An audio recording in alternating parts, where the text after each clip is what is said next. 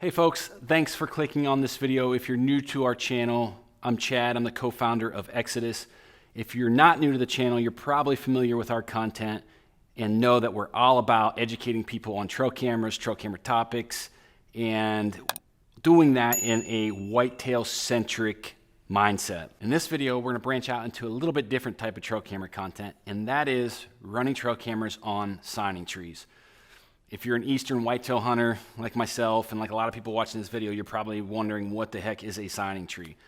A signing tree can also be known as like a rubbing post, a rubbing tree, a scent post, scent tree, and it's basically just a tree where canines, felines, and bears rub or use it to leave scent. So as a whitetail hunter, we're familiar with scrapes and rubs with deer, using licking branches, pawing the ground up underneath the scrape, pinging the scrape, using their glands and their scent, pheromones, to communicate with other animals. It's the same thing when you go find a rub in the woods, that buck rubbing his antlers and leaving some of his scent from his forehead, different forehead glands or orbital glands in his eyes, leaving his scent to communicate to other animals. And they're doing that to show dominance. Maybe they're doing that to, show their willingness to breed. Maybe they're just communicating to other animals kind of within their home range.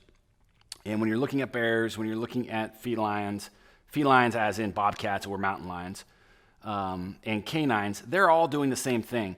So a good example of that is, if you have a house cat or you go to one of your friend's house and you sit down on a couch and this cat comes over and it's constantly just rubbing its body and its head up against your leg while it's purring, it's in their instinct, in their DNA, to leave their scent on different posts or different types of trees. We call them signing trees, in efforts to help communicate, just like whitetail deer.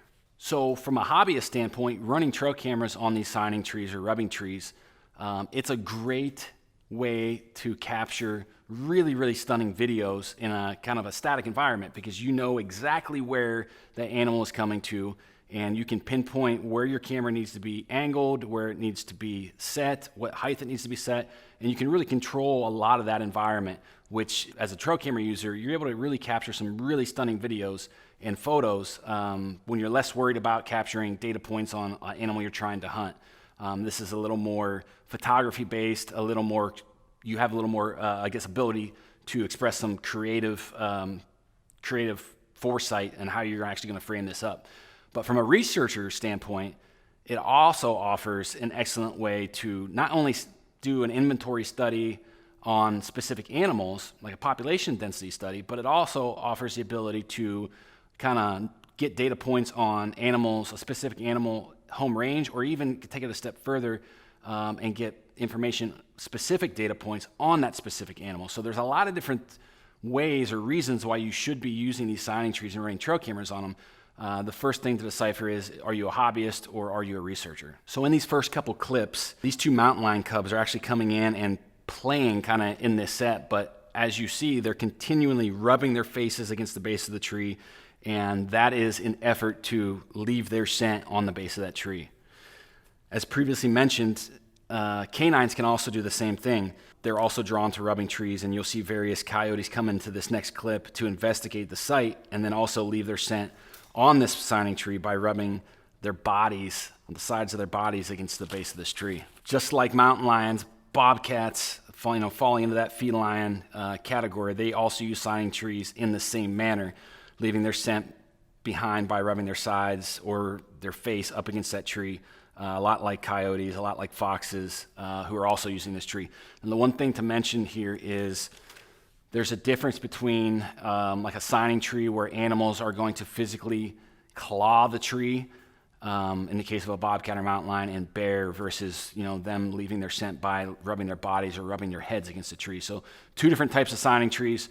We're not going to really break down the specifics between the two because, to be quite frank, we don't have a ton of experience. And there's a lot of probably people, maybe there's somebody out there watching this video that has a lot more experience and could explain that better. So until we have further education on that topic, we're not going to decipher the difference. We're just going to categorize them as signing trees. So as you see, we get past these clips. That's some pretty awesome footage. And this stuff was actually sent in by a customer who was a government or is a retired government trapper turned hobbyist trail camera user. And we have hours and hours and hours of footage sent in from various types of sets that he's set these trail cameras up on and captured an absolutely stunning and amazing video. You know, some of the upcoming videos that we have, you'll be seeing more of this type of content. So if you have interest in this, please make sure you hit that subscribe button so you don't miss those upcoming videos. But if you're interested in kind of running trail cameras on a signing tree, we want to talk about a couple places where you can physically get started. So obviously the first thing you're going to need is a signing tree. So if you have the ability to go out and scout, find a tree, that's where you're going to start. If you can't find a tree or don't know what to look for, you know, it's pretty easy to use Google and research that topic a little bit. But you can also kind of make your own signing tree by using scent lure. So adding specific animal scents to the base of a tree, and maybe it's a combination of several different animal types of scent to the base of that tree to kind of get that thing started. So as a whitetail deer hunter, it's a lot like creating mock scrapes. You know, guys are out creating mock scrapes at the end of the summer on their properties to entice deer to use them and communicate, and you're going out and making an artificial licking branch. Maybe you're adding scent to it, maybe you're not. You're pawing the ground up and visually making that look like a real natural scrape in the deer woods. And you could do the same thing with a signing tree by kind of following that same procedure, just for different animals. So now that you have your static environment or your signing tree picked out, obviously you're gonna need a trail camera. What we recommend is getting a trail camera that has very high quality video, something like the Exodus Lift 2. If if you're running a different type of camera, that's absolutely fine, but you want to make sure that the camera has the ability to take stunning videos. So you want to look at the video resolution and your frame rate. And to power these cameras up, you're going to want to run lithium batteries. Running these things in video are going to draw more power, and you're also going to want to use a large capacity card because these video files are going to take up a lot more space.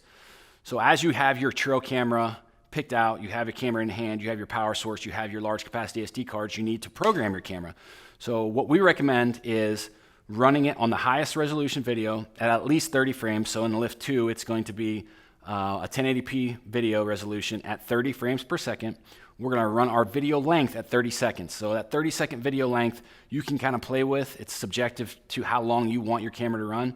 But what we've noticed from running these things for 10 plus years is if your video length is too short, you're going to miss some cool footage or some valuable information. But then if they're too long, you're going to have a lot of dead period and wasted space used up on your SD card. So somewhere between 25, 35 seconds is a sweet spot. That's why we're recommending 30 seconds. And then for your trigger delay, we recommend running 10 seconds. So we have a lot of these sets where an animal will come in and there's 2 or 3 animals in the case of a coyote or like these mountain lion cubs, that if you had a longer trigger delay, let's say you had a trigger delay of 1 minute, you would actually miss some of that footage of that secondary animal or that animal following or trailing in. You'd miss that trigger event. So a 10-second trigger delay is what we recommend. And we're just going to say this one more time. 1080p video at 30 frames per second or the highest resolution available on your camera, 30-second video length, and 10-second trigger delay. So now that you have your camera programmed and your settings are input in that device, it's really important that you take the time and actually physically hang your camera in the right spot. So a couple of things to think about is the height of your camera. Most of these signing trees, most of the activity is going to be on a lower portion of the tree, around the base of that tree. And you're going to want your camera framed up at a lower elevation or a lower level to where you're actually seeing that portion of the tree in frame. So make sure your camera height is right. You're going to want to make sure that that camera is close enough to that static environment or that specific signing tree that you're gathering fine detail like you've seen in these video clips. But also, you're not going to want to put it too close. You still want to have it discreet enough where it's not going to affect the animals that are actually coming in to use that signing tree. And if you're running this like on a bear rubbing tree, you really want to be careful how you're handling that camera because bears are super, super inquisitive creatures. And if you're running a camera on a set like that has a high bear density population, there's a good chance that camera is going to get played with or chewed on or pawed at by that bear. So you're going to want to be careful of how you handle that, whether if you've had food in your hands in the last 24 hours or maybe you want to rubber gloves, or maybe you just want to lock it up in a bear safe. But those are the things that you want to think about when you're kind of picking that location is camera height and then camera distance away from that tree, and the how well it's hidden to inadvertently not be noticed by these animals. So we hope all of you guys watching this video enjoyed it as much as we did when we put this together. You know, being whitetail focused at heart, it's not often that we get a chance to run trail cameras for mountain lions or for bears or wolves or beavers and all these other different critters running around the woods. It's so much fun to just kind of see them in their natural environment and see what you could do with trail cameras. There's a lot of possibilities out there, especially if you get creative with a photogenic mindset and how you want to frame these things up. So we have some really, really cool stuff coming down the pipeline. If you guys like this type of content, be sure to leave some feedback in this video in the comment section, or maybe you have a question, you can leave that in the comment section as well. And if you're new to the channel, be sure to smash that subscribe button.